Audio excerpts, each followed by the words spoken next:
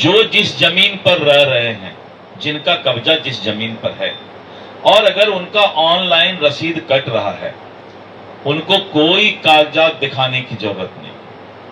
जब ऑनलाइन रसीद कट रहा है और जमीन पर आपका कब्जा है, तो राजस्व विभाग का कोई कर्मचारी सर्वे अमीन को हमने निर्देश दे दिया परसों कि उनको किसी तरह का कोई कागजात मांगने का जरूरत नहीं है। उनका जमीन का सीमांकन करके सर्वे में जो हमारे रिकॉर्ड में है उनका नाम डाल दीजिए। 70%, 72% मामला में कोई विवाद नहीं है, कोई दिक्कत नहीं है। जो कब्जा में है उनका रसीद कट रहा है, तो उनके लिए अब किसी तरह का कोई आशंका नहीं रहेगा, उनको कोई दिक्कत नहीं होगा।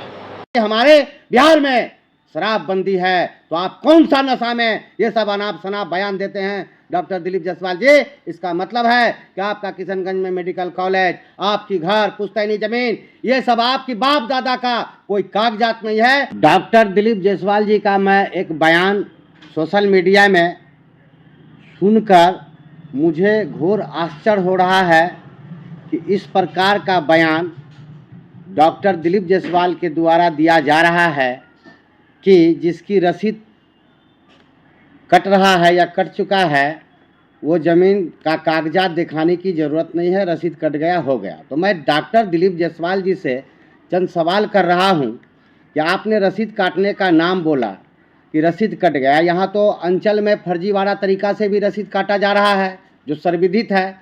और जब आप निबंधन और ज़मीन से जुड़ा हुआ इतने पदाधिकारी, इतने कार्यालय खोल रखे हैं और उस कागजात का वेरीफाई नहीं कर आप रसीद का मान्यता दे रहे, जो आज के डेट में आपका फर्जी कट रहा है, आप उसको कैसे जांच करेंगे? आप इसका मतलब है कि डॉक्टर दिलीप जायसवाल जी के पास कागजात नहीं है उनके प्रॉपर्टी का, और उनके साथ जो माफिया लोग से तालमेल है उनका जो है खास करके कागजात नहीं है, दलील नहीं है। और रसीद जो है वे पावर पर बैठे हुए मंत्री पद पर ये रसीद कटवाकर अब ज़मीन को हड़पने की रसीद के बल पर जो है मैंने साजिश कर रहे हैं।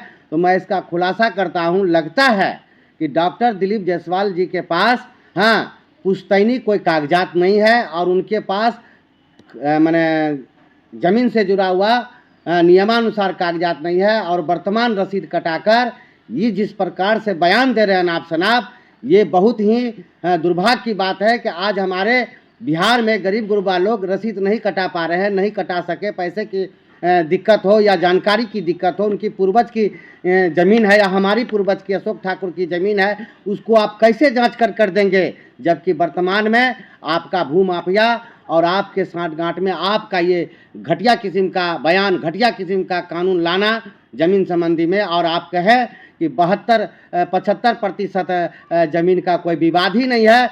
तो मेरा मानना है कि डॉक्टर दिलीप जायसवाल भू माफियाओं के साथ तालमेल कर लिए हैं। और मेरा आरोप है कि आपका 80%, 85% मैं बोल रहा हूं आपका ज़मीन संबंधी झमेला खराब है बिहार में।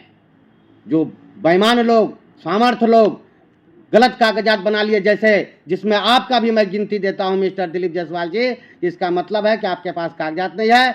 आप अपने पावर, अपने पैसे पर भ्रष्टाचार के बल पर रसीद कटवाकर माफिया लोगों के साठगांठ में सहयोग कर रहे हैं। और ज़मीन का आप जांच करने के बजाय और आप जिसकी लाठी उसकी भैंस की, इस तरह का आप रसीद का हवाला देके जो सोशल मीडिया में सुने, हम तो उस बयान को पुष्टि नहीं करते हैं। लेकिन मेरा सवाल है, मेरा जवाब दीजिए आप दिलीप जायसवाल जी। अगर आप ऐसा बयान दिए हैं, ये दुर्भाग्य है। बिहार की जनता को आप ज़मीन संबंधी न्याय करना चाहते हैं कि माफियाओं के साथ में आप अपना तालमेल पैसे की बनाकर भ्रष्टाचार के बल पर आप गरीब गुरबा को जो परेशान करना और मरवाना चाहते हैं ज़मीन संबंधी। मेरा आरोप है आप पर। आप अगर सही हैं, भ्रष्टाचार मुक्त है, तो इस तरह का अनाप शनाप बयान देना ये दुर्भाग्य है। जबकि हमारे बिहार में शराबबंदी है, तो आप कौन सा नशा में ये सब अनाप शनाप बयान देते हैं डॉक्टर दिलीप जायसवाल जी? इसका मतलब है कि आपका किशनगंज में मेडिकल कॉलेज, आपकी घर, पुश्तैनी जमीन, ये सब आपकी बाप दादा का कोई कागजात नहीं है। आप रसीद के बल पर उस माफिया को भी सह दे रहे हैं। और आपका बयान से मैं बहुत ही दुख प्रकट करता हूँ, आहत हूँ।